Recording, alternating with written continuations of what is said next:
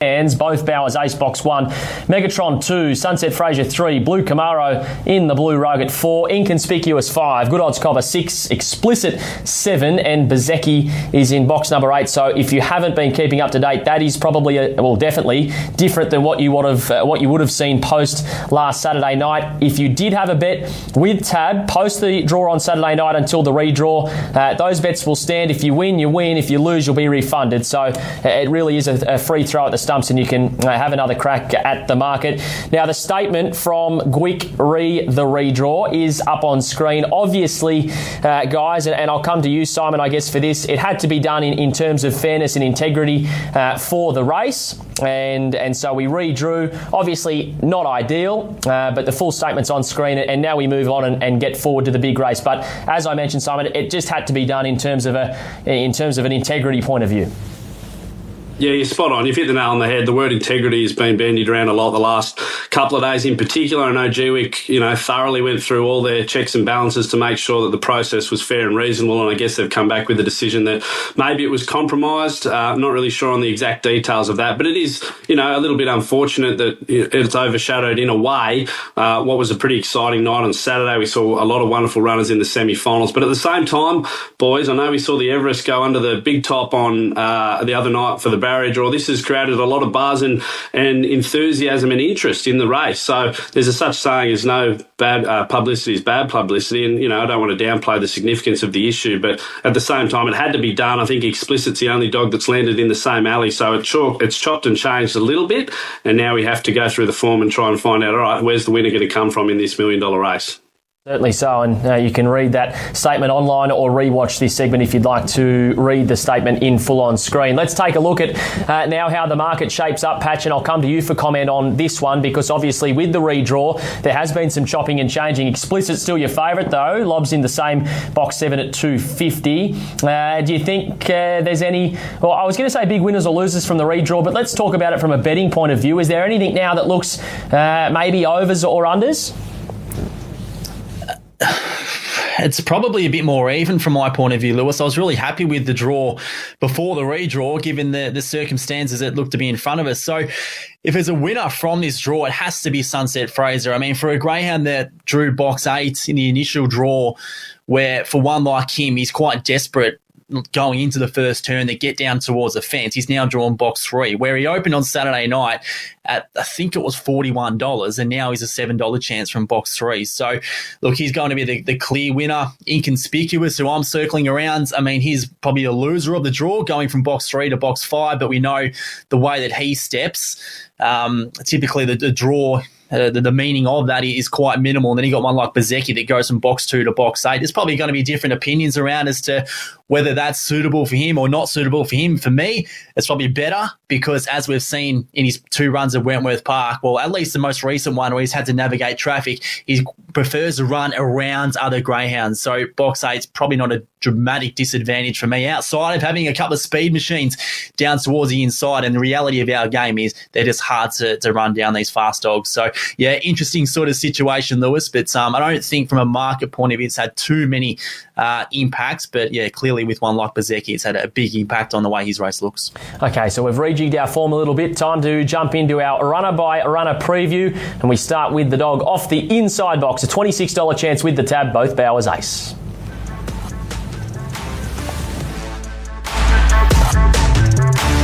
One runner sure to have plenty of crowd support in the $24 million Chase final is the Melinda Finn trained Both Bowers Ace. But around the turn, it's all Both Bowers Ace, and Both Bowers Ace wins easily. Having recorded 18 wins across a 64-start career, the ultra-consistent chaser has recorded a slick 29.54 at the Wentworth Park circuit. Coming off the back, Both Bowers Ace extends his margin and got away. He ripped around the home corner, well clear from Poco Rico and Great Flash and Miss Zigzag, but it's all Both Bowers Ace wins brilliantly.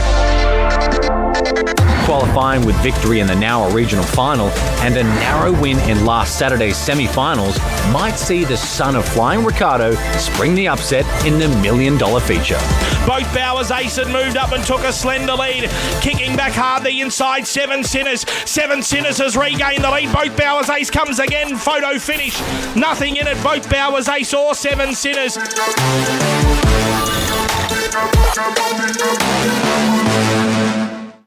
Racing now. Both Bowers Ace, who will jump from box 1 in the $1 million chase final tomorrow night. Here is his semi-final win last Saturday. And I guess for this boy, his strength is his ability.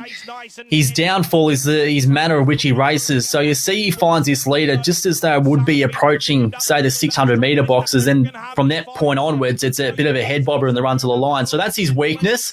But his strength, he's obviously got, because I think if he put it all on the table, you can probably go 10 lengths faster than what he set on Saturday night at Wentworth Park. So he goes into box number 1, and as much as I sound like I'm being critical of him, he is a sensational place chance in this race. He's got Zipping Megatron on his immediate outside, Lewis, who we know generally is a bit tardy to begin. So for both Bowers Ace, as much as I can be critical in terms of his will to win, I think the reality is he is a sensational place chance at the odds that he is at. And given he doesn't carry that red carpet profile of some of the other greyhounds in this field, more than likely we're going to see him drift out in the market. So, he plays a role in this race. How much of a role, we'll wait and see what he puts on the table. Okay, currently at 370, a place chance. Maybe the exotics play there for the Red Rug. We move to the runner from box number 2, well in the market at 360, Zipping Megatron.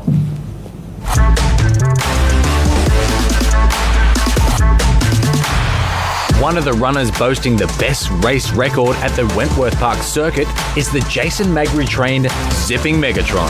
He is an absolute star, Zipping Megatron. With 10 wins at the inner city track, he is sure to be a leading contender in this year's $1 million chase final. Zipping Megatron with a powerful run, turning Sammy Ethan, tackled by Zipping Megatron. He raced away. Zipping Megatron back in town. His highlight win was the Group 3 Bob Payne Sprint Final in May of this year, and his slick 29.35 semi-final win last Saturday evening will see the son of Superior Panama a live chance to take out the big riches. But Zipping Megatron blew the whistle off the back, charged away now from Hazability, there followed then by Scarlatti, but turning for home, Zipping Megatron's raced away, and Zipping Megatron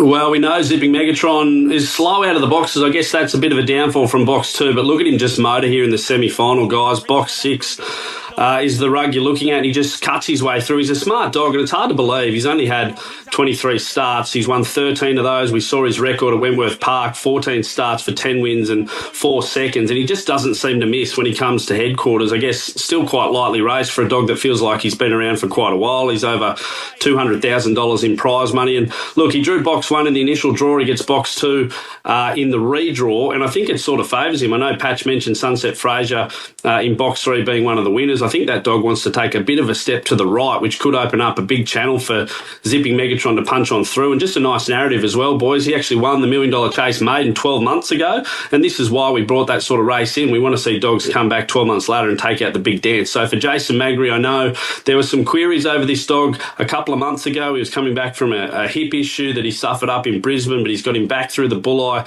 regional final first and then through the city qualifiers, and he's made all posts a winner. He's a beast of a dog, and if he gets clear air, I think he's the one to beat. Dead set, the track and trip specialist there is Zipping Megatron. Let's take a look at the runner from WA making a splash here in the eastern states, the 3, Sunset Fraser.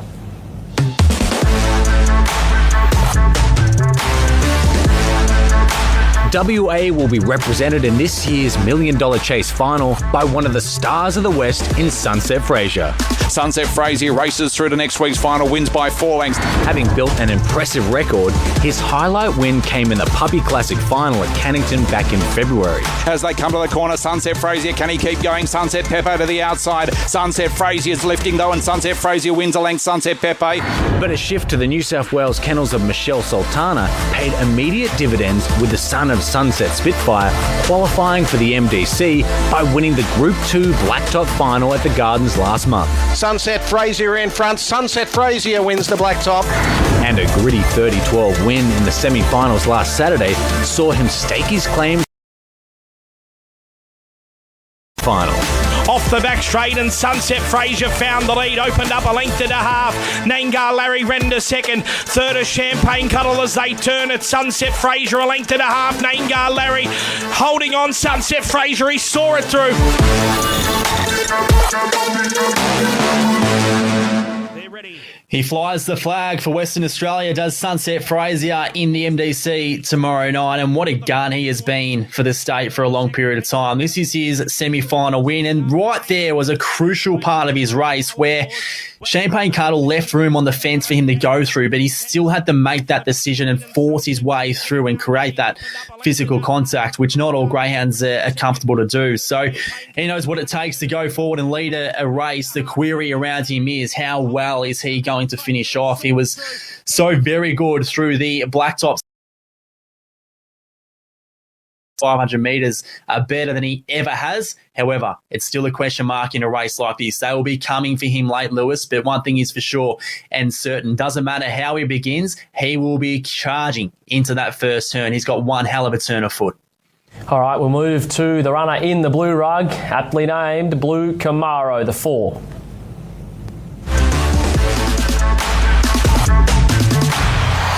The surprise story of this year's $1 Million Chase has been the emergence of Victorian sprinter Blue Camaro. Blue Camaro extending and getting away to win by 4. Trained by Josh Formosa, the son of Barcia Bale has worked its way through the grades with impressive recent wins at Sandown and the Meadows. But it's all Blue Camaro. Blue Camaro by 7 lengths to Ren Bale. In the MDC City qualifiers, he bungled the start and worked hard to finish third behind Ali Tango, but he got his lines right in the semi-final, recording a brilliant wire-to-wire win in 29.37 to see him gain a start in this year's grand final.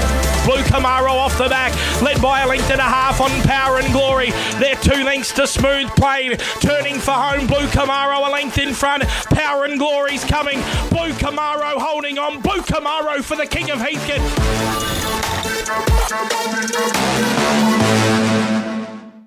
Yeah, what a story Blue Camaro would be. We're taking a look at his semi-final win. I guess this is the query, boys. He began like a rocket 7 days ago. He went 5:43 to the first mark. In his previous race at Wenty, he went about 5:60 or 5:65. So there's about 2 or 3 lengths difference there. And just have a look at the dog in behind him. Everyone's wondering, all right, could it run it down? That's Power and Glory, arguably the fastest dog with clear air in New South Wales, if not around the country. So he couldn't quite reel him in. And Blue Camaro deserves a spot in the grand final for Josh Formosa. I thought it was a pretty good yarn that the Dailies brought the dog up to Wentworth Park. I don't know if Josh was overly confident going into the semi-finals, but he had other engagements down there in Victoria. So the Dailies were tickled pink to take back a winner into a $1 million race. And Blue Camaro, boys, I wish I could bet. I'm not allowed to, but about a month or so ago, someone sent me a text and said a dog has absolutely flown post to post at Wentworth Park. It was a sub-24 run, which made me sit up and take notice. So I got the name of it, and they said it was Blue Camaro. And I thought, hang on, I know that dog. It's a half to Off the Richter. They debuted at Newcastle in the Robert Smith Memorial Maiden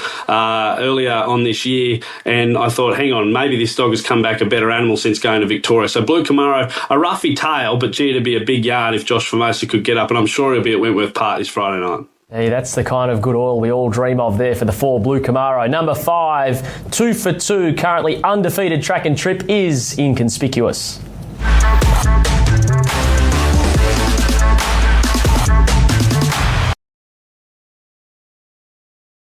His MDC series is the Anthony Azzopardi trained Inconspicuous. But Inconspicuous comes clear, and Inconspicuous by 6 lengths. Starting his career being trained by his owner Warren Nichols, the race record, winning 11 races in Queensland. The straight, the favourite's going to be too good. Inconspicuous by 4 lengths on the line. But a shift to the Victorian kennels of Azzopardi has seen the dog improve, running second to Power and Glory in post victory in an impressive 29.26 in its semi-final win, which is sure to have the dog prime for the final. Off the back straight, Inconspicuous is flying. Opened up by 5 on Miss Envy. They're followed by Total Fate, but around the turn it's all Inconspicuous. He's run them into the ground.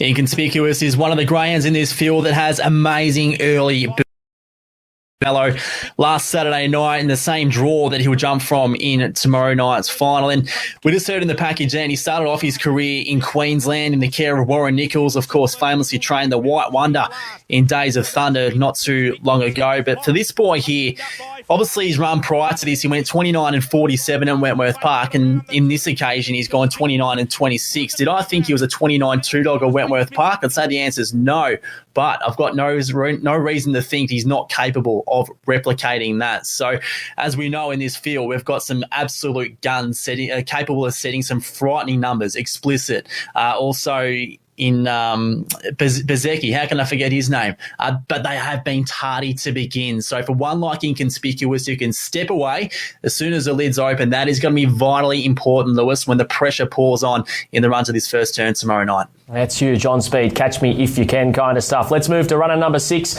one that'll have plenty of fans no doubt on the night. It's Good Odds Cobber.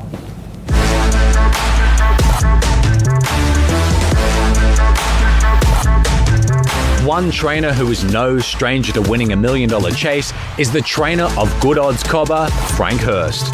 At the home corner, Good Odds Cobber straightened up by 4. Flash Boom Bang's absolutely rocketing home, but Good Odds Cobber saw it out 1 by 2. Flash Boom Bang recording a highlight win in 29.43 back in April. At Wentworth Park, the Evergreen Hurst has plotted a path to have Cobber peak for grand final night. Around the turn, it's all Good Odds Cobber. This is a brilliant all-the-way win to Good Odds Cobber. He beats Fear the Dragon by 5. With a win in the Group 1 Dapto Megastar last month, an impressive 29.43 semi-final win last Saturday evening, Good Odds Cobber may just give his trainer a second success in this year's final. But the favourite, Good Odds Cobber, he's careered away, put this to the sword, sprinted 3 in front of Sammy Ethan, and Good Odds Cobber, a brilliant win.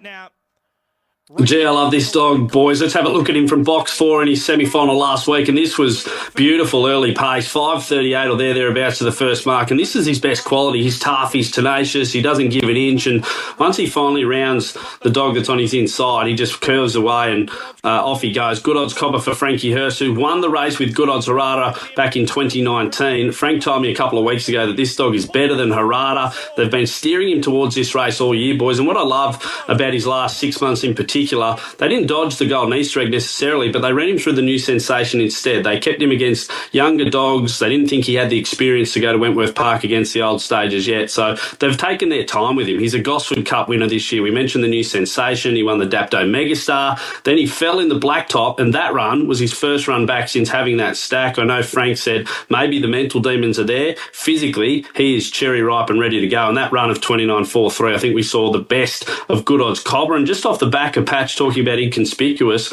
maybe he gets a really good card into the race. We know Explicit's probably going to jump and go forward early as well, but I like Good Odds Cobber. I love their trainers, and I'm rooting for Frank and Tracy on the Friday night to make it a double in the $1 million chase. That'll be a great story for sure. Here is your favourite from box 7, a draw that's already won the race twice before, Explicit.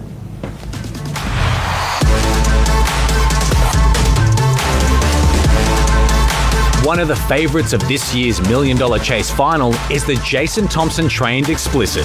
I've said it to a couple of close friends a long time ago. I reckon this is the best dog we've ever had. With wins in this year's Shepparton and Ballarat Cups and the Group 1 Temley at the Meadows, the son of Bernardo has built an impressive race record, winning 23 races in his 31-start career. That was a demolition job. A track record 25-16 in the MDC Regional Final at Temora sounded an ominous warning to his rivals, and an amazing 29-19 in last Saturday's semi-finals could see Australia's leading greyhound trainer record his first victory in the $1 million feature. But around the home home turn. This K9 rocket electrifies us again. Explicit. Outstanding.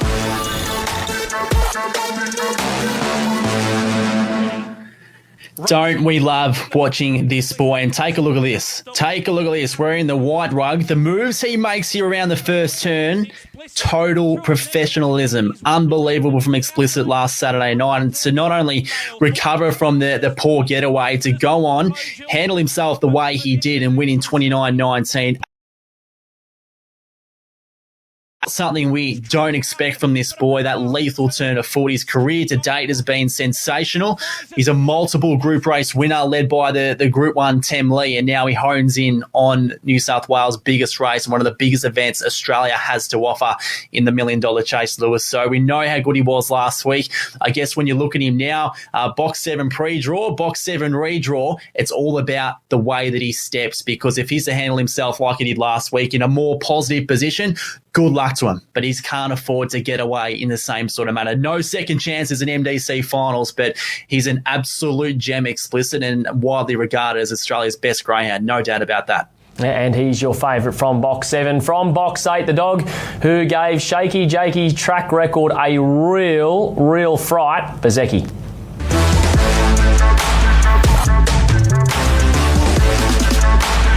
One of the rising stars of greyhound racing is the WA superstar Bezeki. Up on the outside, Bezeki strikes the front. Double for Stewart. Bezeki wins by 3. Trained in the West by Paul Stewart, the son of Bernardo stamped his credentials on the MDC series, running an amazing 29.12 in his heat win in the city qualifiers, the second fastest time ever run at Wentworth Park.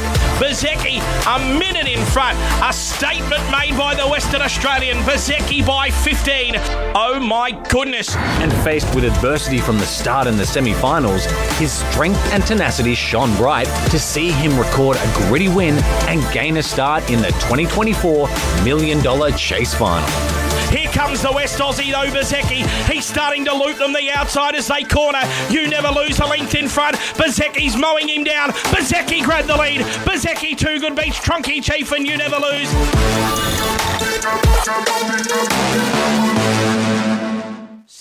Yeah, the Super Sandgroper in Bezeki. He had no right to win his semi-final. You Never Lose, highballing out in front, exactly the race style that it likes in the white rug. And Bezeki, look at that, 4 deep going through the catching pen. Once he got into clear air, I think Minnie Finn spoke afterwards and said, I thought he was a real chance around this point of the race. You can see You Never Lose just starting to paddle a little bit, and this dog absolutely flew home. 29.74 was the time, but Lewis, you mentioned it off the top, going within half a length of Shaky Jakey's track record a couple of weeks ago. I guess the query is, which Bezeki are we going to get? Are we going to get the one that bounced out early and went sub 540 to the first mark a couple of weeks ago, or 560 first section from out wide in this field with Explicit inside? I just don't think he can afford to go 560 and win this race. So I'd love to see him in clear air, and to get him on the back of Explicit or Good Odds Cobber going up the back, I think we'd be in for a real show. And look, Minnie Finn's been looking after the dog while it's here in Sydney. Now Paul Stewart comes in. It's a pretty dynamic and imposing duo